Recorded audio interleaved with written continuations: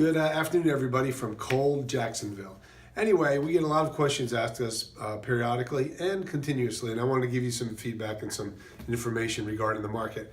This is some really good information. It may be a little bit longer of a video than normal, but I promise it'll be under 20 minutes. Okay? Inventory is up. Prices are softening.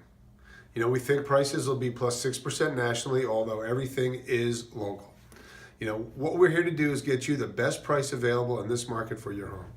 We think the next slowdown / not really a recession will be in 2020 or 2021. Remember, a recession is 2 quarters in a row with an economic slowdown.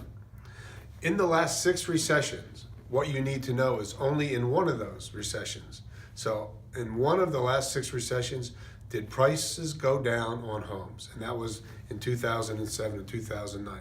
The other 5 recessions that we had, prices did not decrease on homes. So you need to know that. You need to feel a little bit safe in the equity you have in your homes. What 94% of the experts are telling us in the real estate market now is that in 2019, we should see a 4 to 5% increase in prices. You know, one thing we're asking about is new builds, a lot of new constructions. And yes, we are underbuilt. We need starter home inventory. We need the millennials and first-time home buyers. That's really where we need new builds. Are we in a bubble? No. Are lending standards too loose? No. You know, interesting point. In 2007 through 2009, when we had the crash, people pulled out $825 billion in equity from their homes. They bought 2 and 3 homes, and they had no equity left when the market crashed. Today, that number is only $170 billion. And there's close to $1 trillion in home equity. So we're not in the same situation where we were back in 2007 and 2009. Home prices are moderating.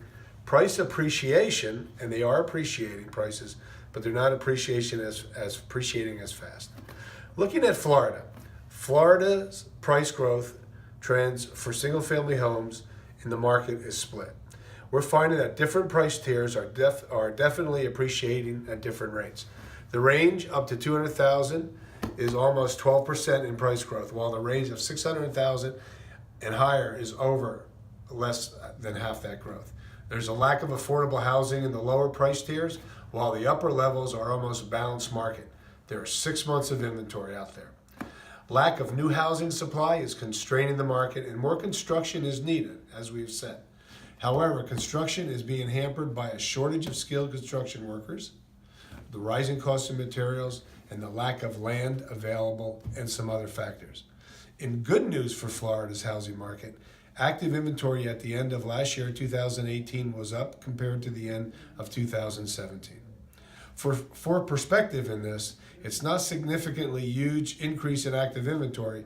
It's up 13.3% for existing family homes and up 8% for condo townhome properties. And it's notable that the 200 to 300,000 price tier of housing inventory is up, which is the sweet spot for the millennials, the first-time people buying homes.